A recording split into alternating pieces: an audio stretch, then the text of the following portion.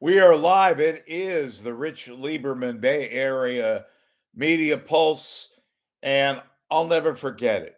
It's one of the most compelling, disturbing, incredible eras in my lifetime. I would guess that there are several of you who remember what I remembered, and it semi concluded about 50 years ago this week.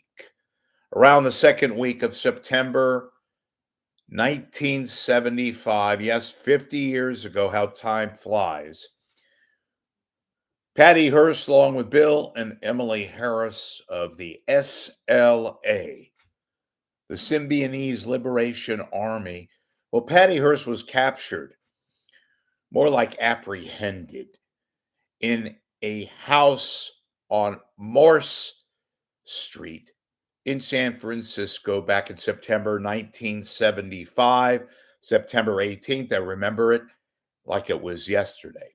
And thus it was the semi conclusion of one of the most, as I said, disturbing, remarkably lurid, remarkably compelling, all for the wrong reasons, incredible 2 year sagas that took part in the Bay Area. Let's go back a little bit in time, folks. February the 4th, a Monday night, 1974. Patty Hearst, who wasn't that much known at the time, she was in her Berkeley, California, right near UC Berkeley in the Claremont Hotel. She was in an apartment on Benvenue Avenue with her boyfriend, Stephen Weed. They were watching on CBS around 8:30 a show with Bill Bixby called The Magician. A knock on the door and then a subsequent crash into the premises. The SLA, Sin Q, and various other people. They kidnapped Patty Hearst. They pistol whipped Stephen Weed, her boyfriend, and thus began the 2.5 year absolute drama that was the Patty Hearst kidnapping and then some. They took her to a place, a little apartment across the bay in San Francisco, where they put her in a closet and they held her many, many days, barely fed her, only allowed her to use the bathroom, basically tortured her, basically got her into the Stockholm syndrome situation where she was, at the time, an innocent 19-year-old, albeit an heiress of the Hearst family, but then she became, not that long later, Tanya. You remember the tapes? Remember the tapes that they played? We soon found out that Patty Hearst was a newspaper heiress, the daughter of William, the Hearst family, William Randolph Hearst and Catherine Hearst, who lived in Hillsborough, and shocked and saddened to see their daughter kidnapped by a terrorist group called the SLA. Now, we didn't know much about the SLA. We only knew that they took part earlier in the year.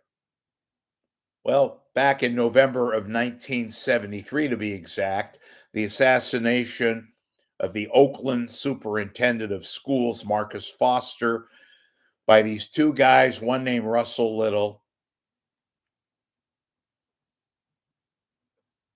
We wouldn't hear from the SLA again until February of the following year, February 4th, 1974, when they kidnapped Patty Hearst. And Patty Hearst was held, as I said, in San Francisco in some hideaway. And we soon began getting these tapes that were played at a little radio station in Berkeley, KPFA. Remember that? Mom, Dad, I'm okay. And then subsequently, Mom, Dad, I'm no longer Patty. I'm Tanya. And then we have the ensuing drama of the sporting goods store, Mel's in Inglewood, California. But before that, we had the bank robbery. Remember the Hibernia Bank in San Francisco out in the Sunset District? Patty Hearst herself took part, although she really didn't take part. They had guns directed towards her, and if she dare try to escape, they'd kill her and shoot at her. Probably more shoot at her than kill her.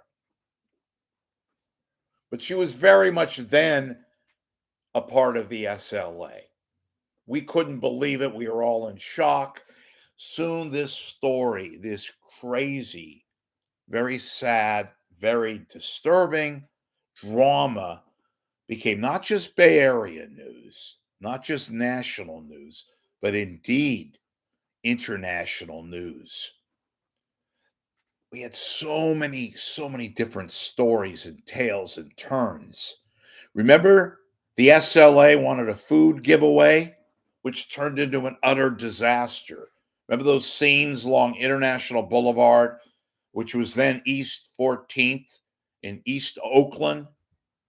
We all know the bank robbery, the sporting goods store holdup in Inglewood, and then the finale, for a while at least. May 17th, 1974, the infamous shootout with the LA Police Department in the middle of South Central LA. A fire, gunshots, a conflagration of which most of the SLA was killed in that infamous shootout with the LAPD. Remember, many people thought Patty Hearst was in that bungalow in South Central LA, thought she was dead, part of all the other bodies that they recovered. But they couldn't make out the full identity, and they didn't know exactly if Patty Hearst was in that bungalow. Although, to the best of the LAPD forensics people at the time, they didn't say definitively that Patty Hearst was discovered. So they assumed that she was still alive. We go a year later, almost a year and a half later, where Dateline, San Francisco, September 18th, 1975. A little house out in the outer Mission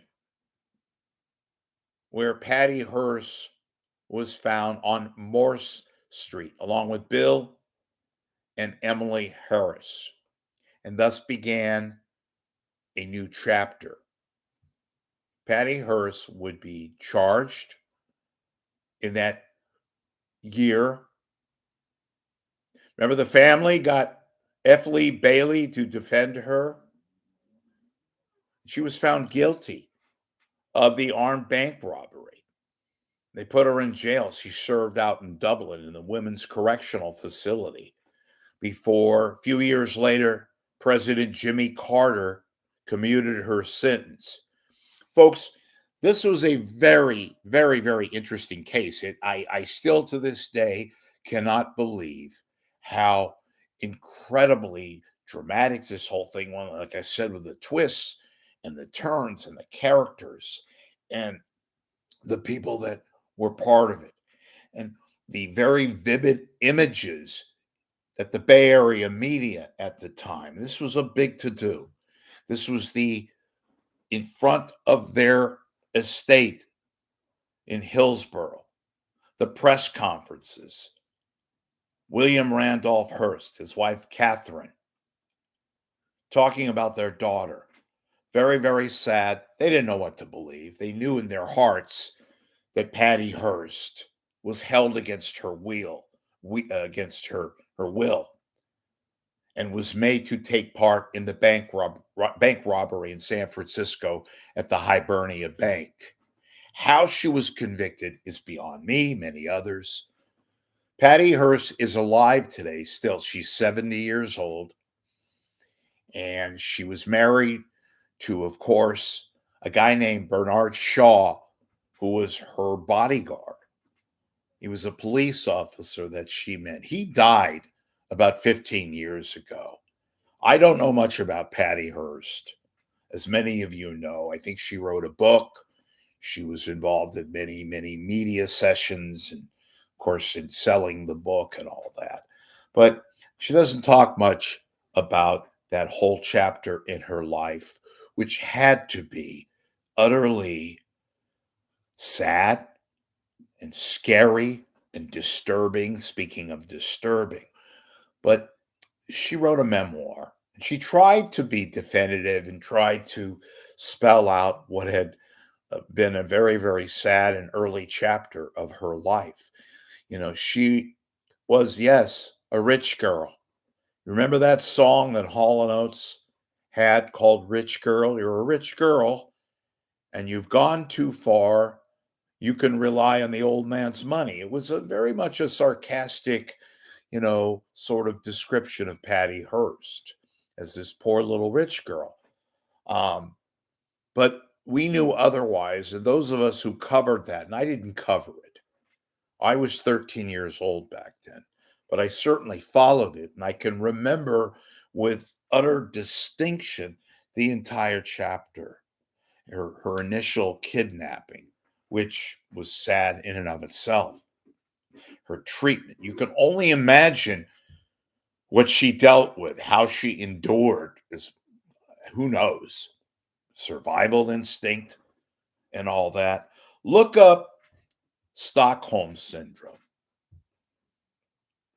I can't believe to this day how F. Lee Bailey, supposedly one of the great, great lawyers, right, involved in that case, of course, was part of the defense team that took part in the defense of O.J. Simpson. He was considered a legal maverick, one of the greatest and all that. Yet, here he is losing one of the most winnable cases of all time, and that is Patty Hearst and her situation regarding the bank robbery, where she was more than likely, of course, she was held against her will, guns pointed at her that we didn't know about. Yet F. Lee Bailey, and remember, the Hearst family gave him $4 million to defend their daughter, and he lost the case. Only a commutation by President Carter freed Patty Hearst. But yes, we'll never forget the day she was captured along with Bill and Emily Harris in San Francisco. Remember the clenched fist image? Remember the fact, well, look, she was still suffering from Stockholm syndrome. She'd still been affected by all that took place, basically erasing 2 years of her life at age 19 when she was kidnapped. But this was a case that really much defined the 70s in San Francisco, folks, with all the various crazy things taking place. We had in that era, before Patty Hearst, we had the so-called guerrilla killings, the murders in the early part of the 70s in San Francisco when 3 black militants were murdering women. They were captured. And then we had the craziness that was the early part of February 1974 when Patty Hearst, a newspaper heiress, was kidnapped in Berkeley. And then we had this 2.5 year saga. It was crazy. And those of you that were around that time and remember this, feel free to comment on the super chat. Or if you want to talk about this, we will discuss it. But it's been 50 years since they apprehended her. And it was a remarkable story. And again, in a very, very discomforting way with the Patty Hearst, Tanya Hearst, the tapes, KPFA, which was a radical FM, almost like a pirate radio station, still around today. Very much a part of that story. The food giveaway, which turned into chaos, a disaster. All the various side things. the bank robbery, the sporting goods store robbery in Inglewood, the ensuing shootout in May 17th, 1974. You had all of that. We didn't know where she was for a year and a half until September 18th, 1975. I still find it remarkable. It's a story that, yes, she wrote a book about. They had documentaries about it today. And for the life of me, I still can't figure it out, how it took so long, how it becomes still etched in our mind, and how incredibly sad and disturbing and lurid with all of the various side elements to this awesome, in a journalism kind of a way, story. Remarkable. And again, if you followed this like I did, then you know my description is so apt and compelling because the story itself was very, very compelling. And today, with the internet, with all the streaming sites, with all of this taking place, this would be center cut journalism, a center cut story that, quite frankly, I'm surprised, given the circumstances, given the events and the incidents that took place around it and involved with it, that there hasn't been exactly the kind of coverage that still to this day is warranted. In any event, this has been a look back to one of the most incredible, bizarre stories in my lifetime, and I bet many of you would agree. I'm Rich Lieberman. This is the Bay Area and National Media Pulse. We're always here. Please subscribe to my channel here on YouTube, and I will see you later for a very, very special broadcast later on in the day. Meanwhile, you have a fantastic weekend, and we will see you later.